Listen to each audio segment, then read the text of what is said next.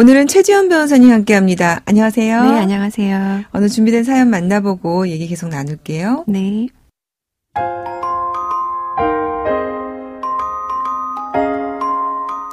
남편과 4년 연애하다 임신으로 결혼하게 됐습니다.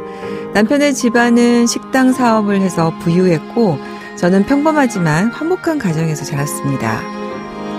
처음에 시댁에 인사를 드리러 간 날 저를 보는 시어머니 눈총이 예사롭지 않았습니다. 남편을 아직 선 시장에 내놓지도 않았는데 결혼한다니 속상하고 제가 남편보다 연상이어서 못마땅하다는 말씀을 대놓고 하셨습니다. 결혼 후 혹독한 시집살이가 시작이 되었습니다. 만삭인 저에게 식당 김장 담그는 일을 시키고 집에 가져가 아들에게 먹이라고 해서 무거운 김장통을 들고 집에 오다 하혈을 해 조산의 위험까지 겪었습니다. 매일 아침 시어머니에게 안부 전화를 드려야 했는데요. 시어머니는 제가 마음에 안 드셨는지 틈만 나면 누구 며느리는 의사인데 그렇게 연봉이 높다면서 주부인 저와 비교했습니다. 시집살이보다 더 기가 막힌 것은 남편이 집을 나간 일입니다.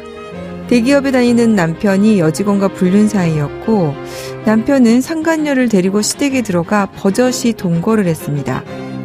심지어 시어머니는 상간녀가 마음에 들었는지 시아버지의 장례식을 며느리인 저에게는 함구한 채 상간녀에게 상복을 입혀 장례에 참석하게 하고 설날 차례에 참석하게 하고 사실상 며느리의 역할을 하게 했습니다. 이런 기가 막힌 상황에서 저는 어떻게 해야 될까요?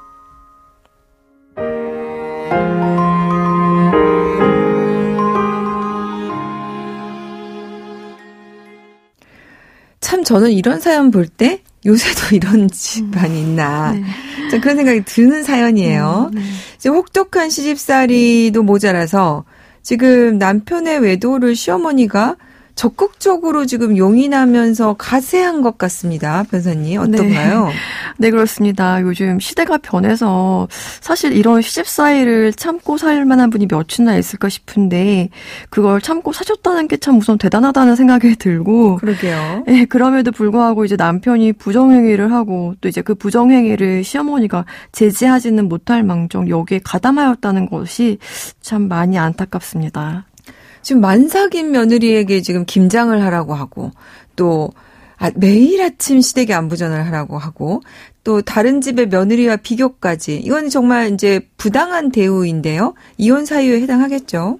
네, 사실 이제 남편의 부정행위에 시어머니가 가담하기 이전에 하셨던 행동들 이제 말씀하셨던 것처럼 만삭인 며느리에게 김장을 하러 오라고 해서 김장일을 시키고 또 이제 만삭 때는 무거운 거 두는 것도 조심해야 되는데 이 무거운 김장통을 직접 들고 가게 하고 이런 것들이 사실 위험하다고 시어머니도 출산 경험이 있기 때문에 아마 인지하셨을 텐데 무리한 요구를 하신 게 아닌가 싶습니다. 또 이제 매일 안부 전화를 시어머니에게 하게 하였다는 것은 사실 며느리에게 효도를 강요하는 것인데 사실 요새는 이제 셀프 효도라는 말도 있듯이 남편이 사실 직접 본인 어머니에게 안부 전화를 해야 마땅한데 그걸 이제 며느리에게 하라고 한 것부터가 매우 부당하게 느껴집니다. 네. 지금 그러면은 이 사연은 시어머니가 혼인 파탄의 원인을 제공한 것으로 보입니다. 네, 시어머니가 이제 사실 이 혼인 관계에 있어서 파탄의 유책 사유가 좀 많이 높아 보입니다. 이 시어머니가 며느리에게 했던 이 시집살이는 사실 이제 민법 840조 3호의 직계존속의 부당한 대우로 청구를 해볼 수 있지만 이게 인정될지 여부는 사실 조금 불분명했어요. 이제 왜냐하면 이제 시댁의 부당한 대우에 해당하기 위해서는 단순히 시집살이를 해서 혼인 생활이 불행했다는 것만으로는 부족하고 혼인을 유지하는 것이 가혹하다고 여겨질 정도여야 하거든요. 물론 이제 민법 840조 6호에 더 이상 혼인을 유지할 수 없는 때에는 해당할 수 있습니다. 그런데 이제 지금 사연의 시어머니는 아들의 부정행위에 적극적으로 가담을 했습니다. 상간녀가 본가에서 동거하는 것을 용인해주고 또 이제 시아버지 장례식에 상간녀에게 상복을 입혀서 며느리 역할을 하게 하는 등 사실 이런 사실이 있었다는 것만으로도 굉장히 충격적인데요. 이 사연의 시어머니는 명백하게 이제 민법 840조 3호의 직계 존속의 부당한 대우에 해당하기 때문에 사연자는 이제 시어머니를 피고로 해서도 위자료 청구를 하실 수 있겠습니다. 네. 이게 사실 시어머니를 피고로 해서 위자료 청구를 하는 것이 일반적이진 않는데 우리 지금 최 변호사님 말씀대로 시어머니가 파탄의 원인을 제공을 했다면 시어머니를 피고를 해서도 위자료 청구가 가능하군요. 어떤가요? 뭐 실제로 그런 판례도 있었나요? 네, 이 사연과 굉장히 유사한 하급심 판례가 있었습니다. 시어머니가 아들의 부정행위를 용인해서 이제 명절과 제사에 아들의 상간녀를 참석하게 해서 실질적인 며느리 역할을 하게 하고 또 이제 상간녀를 시댁에서 아들과 같이 살게 하면서 상간녀가 시어머니를 봉양하게 하였는데요. 그래서 이제 하급심 판례에서는 시어머니가 아들 부부 사이의 혼인 파탄의 원인된 행위에 가담한 것으로서 위자료 지급의 책임이 있다고 보았습니다. 네.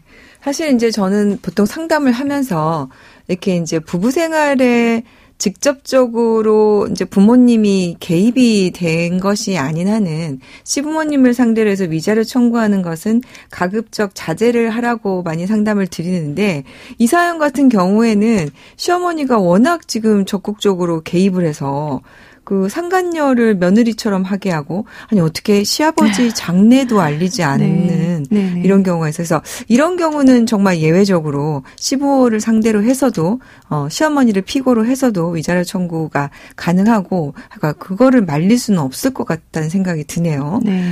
자, 그러면 일단 이제 시부모님은 정리가 이렇게 시어머니 부분은 정리가 됐고 이제 남편으로 넘어가 보면 지금 남편은 부정행위가 있는 것 같습니다. 이건 당연히 이혼 사유겠죠. 네, 그렇습니다. 남편이 부정행위를 했기 때문에 재판상 이혼 사유에 충분히 해당합니다. 사연자는 남편을 상대로 이혼 소송을 충분히 제기할 수 있고 부정행위를 한 남편의 행태, 즉 본가에 상간녀를 데리고 들어와서 동거를 하면서 사실상 부부처럼 생활을 하고 또 이제 시아버지 장례식에 상간녀에게 상복을 입혀서 며느리 역할을 하게 하는 등 혼인 파탄의 책임이 전적으로 남편에게 있기 때문에 남편을 상대로 위자료 청구를 충분히 하실 수 있습니다. 네.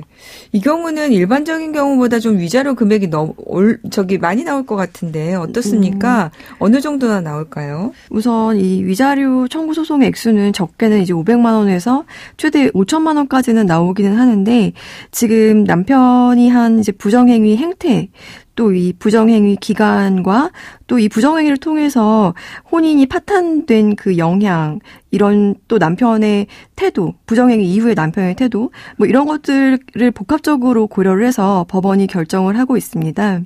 그래서 지금 이 사연 같은 경우에는 사실 너무나 일반적이지 않고 비상식적인 행동들을 해서 굉장히 큰 위자료 액수가 나올 것으로 저는 예상이 됩니다. 네.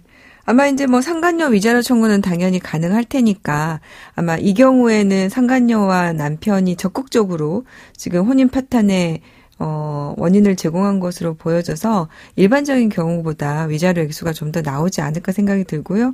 실제로 지금 시댁에 들어가서 동거까지 한 부분이 있기 때문에 더더군다나 위자료 액수가 조금 일반 사안보다는 다르게 판단돼야 되지 않을까 생각이 드네요.